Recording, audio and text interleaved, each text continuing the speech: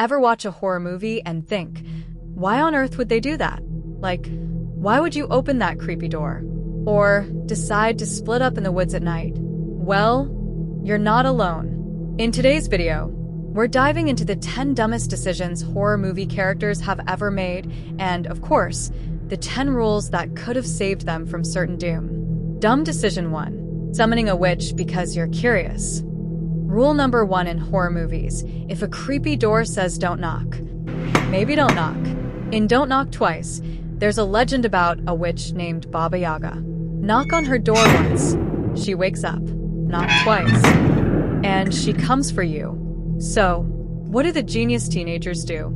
They go to the creepy abandoned house, stand in front of the cursed door, and knock twice. Not once, twice. Congratulations, you just summoned a nightmare. And when weird stuff starts happening, shadows, scary faces, people disappearing, they still act like, no biggie, that's totally normal. Nothing creepy about that at all. If a legend literally tells you how to summon the monster, maybe don't follow the tutorial. Remember, in horror movies, curiosity doesn't just kill the cat, it summons the witch. Using a haunted house as a medical treatment. Rule number 2 in horror movies: if a house is famous for mass murder, don't move in. So what does this mom do? She finds the most cursed house in America and says, yeah, this will heal my son. Not a doctor, not a hospital, a demon house. And when her comatose son suddenly wakes up, instead of asking questions, she's like, it's a miracle. Yeah, a miracle with a body count. Doors open on their own.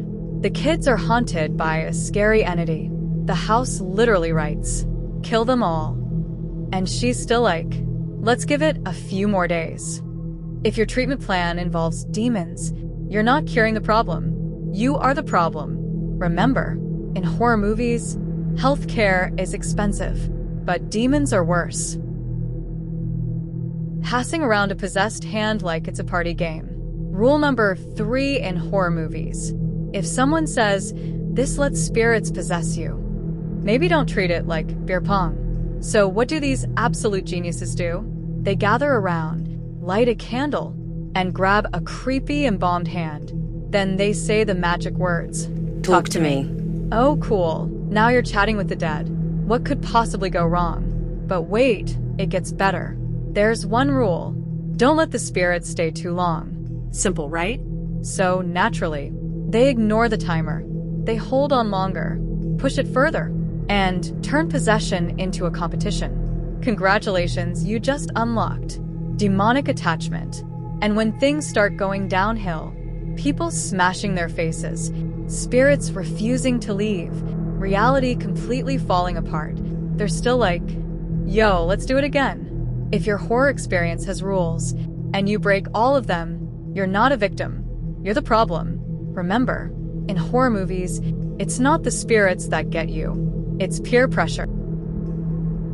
Let's keep filming the possessed woman for our documentary. Rule number 4 in horror movies: if your subject starts acting inhuman, stop recording. So, what do these documentary filmmakers do? They find an elderly woman with Alzheimer's, set up cameras in her house, and start filming her decline. Normal so far, but then she starts talking to people who aren't there, moving in ways that don't make sense, and casually breaking into rooms at night. And instead of leaving, they're like, this is incredible footage. Incredible footage. She's unhinging her jaw, whispering in different voices, and disappearing around the house. And you're worried about your documentary? At one point, she's literally doing things that are physically impossible. And they still go, let's keep rolling. If your film subject starts acting like a demon, you don't need a better camera angle. You need an exit. Remember, in horror movies, it's not curiosity that kills you. It's content creation. Let's go back to the house of the woman we drove to suicide for $100,000. Rule number 5 in horror movies: if your past is literally trying to kill you, you leave immediately.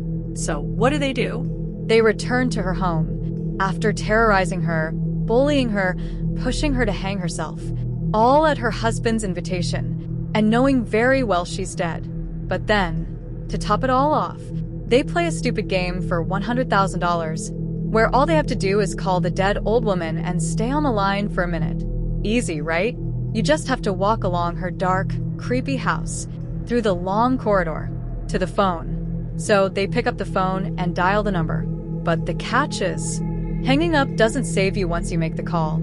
Even after you hang up, the moment you open the door to leave, you're instantly teleported into the past, into the worst nightmare imaginable. Remember, if the past comes back to haunt you, you don't need answers. You need distance. Let's ignore every warning sign because we got a good deal. Rule number 6 in horror movies. If an apartment is suspiciously cheap, there's a reason. So what do? They move in. Dead tenant. Weird neighbors? Bad vibes? Yeah, we'll renovate. Then the nightmares start. Sleep paralysis. Shadow figures. Bruises showing up out of nowhere. And instead of leaving, they're like, maybe we just need better sleep. Better sleep. You're being attacked in your dreams. And when reality starts breaking, you can't tell what's real anymore. They still stay in the apartment. At that point, it's not a nightmare. It's a lease agreement with a demon. Remember, in horror movies, if the house is cheap, you're the price. Moving into a giant mansion in the middle of nowhere. Rule number 7 in horror movies.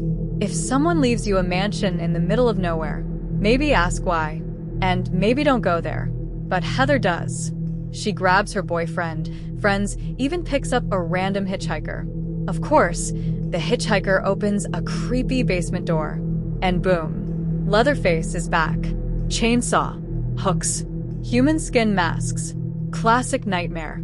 Here's the plot twist. Leatherface is her cousin, and the town wants him dead. So, what does Heather do? She literally hands him a chainsaw to take care of the bad guys. Ending? Heather decides to live with her chainsaw cousin. Yep. Roommates from hell. Moral: if your inheritance comes with a basement monster, just say no. Getting pregnant in Silent World. The world has been taken over by creatures that hunt purely by sound. Drop something? Dead. Step on a nail?